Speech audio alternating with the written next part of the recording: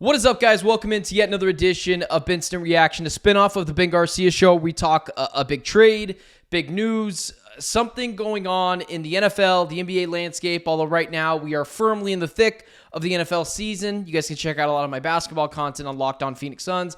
I cover the Phoenix Suns for the Locked On Podcast Network. But today on Benstant Reaction, we are unfortunately reacting to the Seattle Seahawks putting an absolute shellacking on the Arizona Cardinals once again. This game was never close. This game never felt like the Arizona Cardinals could win this game. They came out effective at first, went up 7-0, and then immediately gave up 17 straight points. Pretty much all of that falls on the shoulders of Kyler Murray. I don't know why I was trying to shield him from any blame there. He was horrendous today. And you know what? Let's start right there. Let's start with Kyler. Because I spend a lot of time on this channel talking about Kyler Murray. I spend a lot of time on this channel dissecting the quarterback position. I talk a lot of head coaching. I talk a lot of quarterback play. I'm not so worried about the nitty-gritty wide receiver, tight end. People know Marvin Harrison Jr. is good. People know Trey McBride's good. You know, I'm not PHNX Sports. I'm not 98.7 FM. I'm not a Cardinals fan account. I do a lot of NFL work, but I like to specialize in the Cardinals because it's the team I grew up loving, unfortunately, and it's the team I grew up covering for Fox Sports 9:10 a.m. in this field. But, I mean, you know a lot of that stuff. What you care about is my opinion of the quarterback. You care about my opinion of the head coach.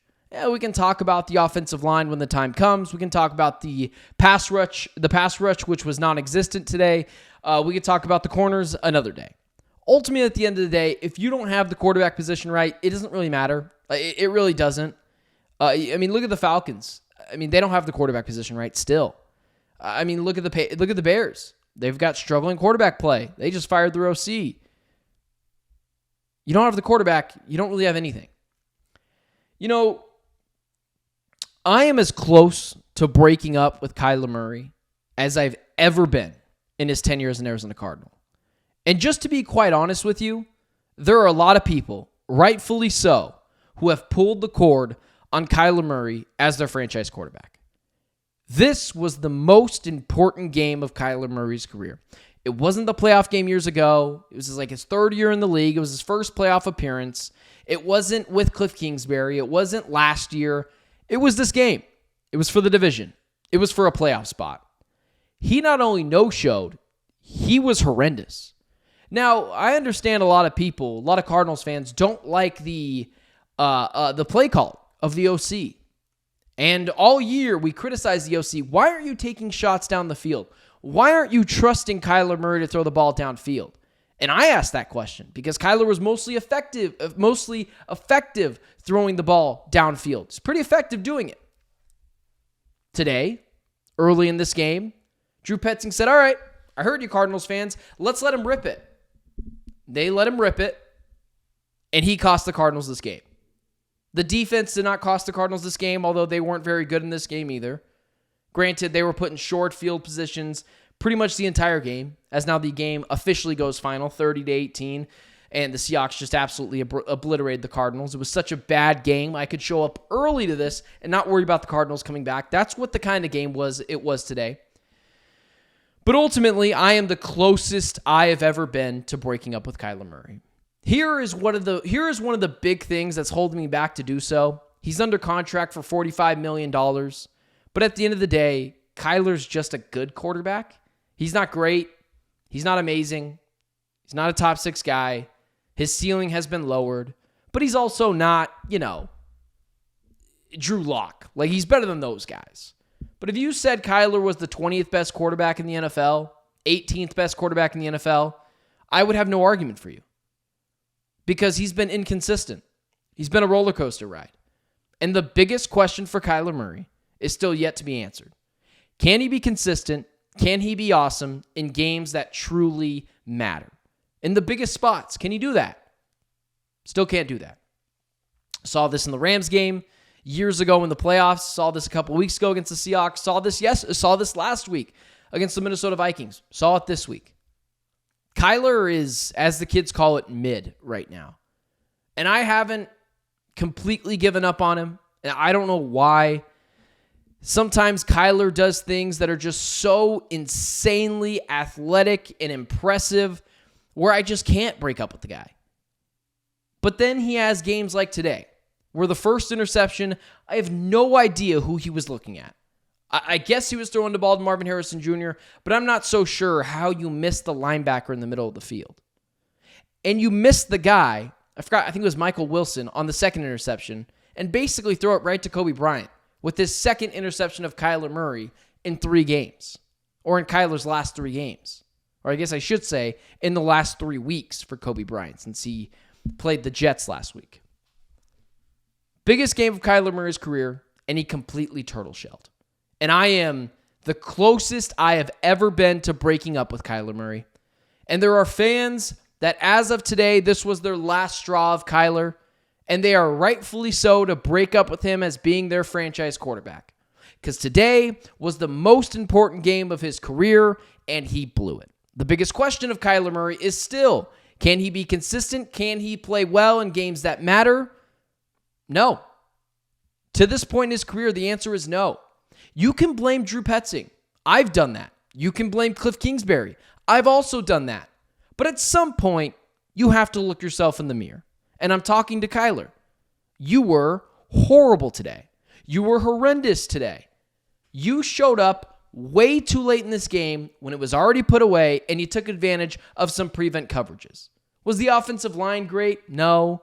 Was the protection great? No. Was anyone particularly great today? No.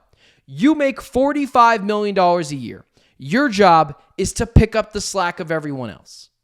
This game is solely on the shoulders of Kyler Murray. If we're assessing blame, he takes 90% of it. Maybe you want to give 10% of the coaching staff, that's fine. But the moral of the story is, if Kyler Murray doesn't throw 2 egregious interceptions, they win this game. The Cardinals stay competitive in this game despite Kyler Murray, not because of Kyler Murray. Take the kid gloves off, put the pom-poms down, stop blaming Drew Petzing, although he wasn't great. Stop blaming Cliff Kingsbury. Take the kid gloves off. Hold your quarterback accountable. Kyler was horrendous. And there are people who will never go back to Kyler Murray and cite this game as the reason why. And I am very close to being one of those people. But I don't want to give up just yet because you can't go back and forth. You can't say you don't like him one week and say you like him the next. I'm still in on him, but it is such an incredibly small margin for error, Kyler. I might give up on him next week when he plays the Patriots. And for the last few weeks, I was saying, well, you got Geno Smith coming up, Sam Darnold coming up, Drake May, Bryce Young. Now I'm like, Bryce Young's pretty freaking good. Geno Smith just beat the heck out of him twice. Sam Darnold just beat the heck out of him twice. In the last 3 weeks, Geno Smith and Sam Darnold have been the better quarterback when facing Kyler Murray, and it hasn't been close. Take the kid gloves off. Put the pom-poms down. Stop being a fanboy. This game's on Kyler. And if you're blaming anyone else for the majority of this loss, you are lying to yourself. Take the fanboy sunglasses off. It wasn't just Kyler that was awful in this game. And I want to reiterate that because, again, sometimes people come to my page and expect nothing but positive things because there are fan pages on this YouTube platform that do this, that just wave the pom-poms, and that is awesome. Be a fan page. That is not what I'm here to do. I'm here to hold players accountable. If you don't like it, find another fan page. Or I guess I should say find a fan page because this ain't one of them. Kyler was terrible. Kyler was terrible. I don't know what else. I don't know what else I'm supposed to say. He was awful, and it was by solely his doing. Let's move over to the coaching staff because they held up their end of the bargain today. Well, semi. When I'm talking about the coaching staff, I'm more so talking about Drew Petzing. I didn't think Drew Petzing had an awful game calling this game today. Granted, he didn't have much of an opportunity to just run the ball up the middle and then concede downs early and concede possessions early in this game. He pretty much was forced to throw the ball down the field. So, I mean, Drew Petzing was fine.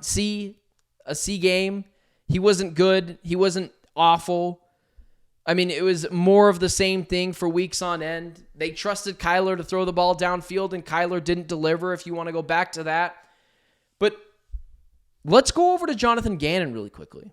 Because, listen, we could talk about Drew Petzing. And I know Cardinals fans want a pound of flesh when it comes to Drew Petzing and his job, and they want him gone, and they want changes. Guys, the quarterback was awful today. It's hard to be a good play caller when the quarterback is awful. I cannot believe I'm defending Drew Petzing because he's been mostly awful all season long. But he gave Kyler the keys to throw the ball downfield for early in this game and then late in this game. Kyler didn't grab that opportunity and succeed at it. He didn't do that. So I don't know what you want me to say about Drew Petzing. At the end of the day, we've had a lot of play callers for Kyler. Kyler has to answer the bell at the end of the day. Let's go over to Jonathan Gannon. For 3 straight weeks, JG has not gotten this team up to speed. They have not been ready to play. You can say last week, they were up 19-6, Ben, against the Vikings. That's awesome. Seal the deal. That's coaching. Losing close games is coaching. You have to out-scheme the other team. And now at this point, through 14 weeks of the season, you can make the argument the Cardinals have the worst head coach and quarterback combination in the NFC West. Kyle Shanahan and Brock Purdy, those guys have been to a Super Bowl before. Matthew Stafford and Sean McVay, those guys have won a Super Bowl before. And right now, Geno Smith and Mike McDonald are 2-0 versus the Arizona Cardinals. So you can make the argument. JG hasn't got his team ready to play the last 3 weeks, and Kyler Murray has immensely let this team down. That falls solely on the head coach. That falls solely on the quarterback. I don't know what it is with Jonathan Gannon. I don't know what it is. We've reverted back to old bad habits. Where earlier in the year when the Cardinals were losing close games or losing big, I'm thinking mostly back to the Commanders game a few weeks ago. Well, almost 10 weeks ago. And I said, what are you doing being so bleeping stoic on the sidelines? Light a fire under one of these players' asses. Go after one of these players. Could do something. But every time I see JG, it's the same stupid look on the sidelines. The same stoic, staring out into space, never high, never low, which is just nonsense. At some point, you got to yell at someone. And maybe he's doing that in the locker room. I don't know. But what I'm seeing is not enough on the sidelines. What I'm seeing is a lot of walk around and just accept penalties and maybe 1 or 2 strategics over his little microphone that he's got going on. But overall, he has not gotten this team ready to play. He hasn't. We've reverted back to old habits. That loss did enough to completely swing the pendulum of this Cardinals season. We were on our way from, hey, they're 6-6 through 13 weeks of the season. There's a chance they could go to the playoffs. That loss was so bad, it has completely swung the narrative the other way. And now you go back and look at some of the Cardinals' wins and say, they beat the Bears. And they beat the Jets. And, the Chargers weren't very good at that point. And now you're like, listen, they've played a bunch of good teams, and a bunch of those good teams beat their ass. That's what you can say. That loss was so deflating for Cardinals fans, the players, the organization, and the season as a whole to completely flip the narrative and swing the pendulum completely the other direction, where we thought we were doing this and starting to kind of climb this uphill battle of being a successful, competent organization, to where now you're doing this and you have Drake May and you have Bryce Young coming up, and you better win both of those games. Otherwise, it's going to look really, really bad. And don't look now, Bryce Young and Drake May both look pretty good as potential future star quarterbacks in this league. So, I don't know what to say. People will get upset at the defense. They got no stars, guys. It's just Buddha.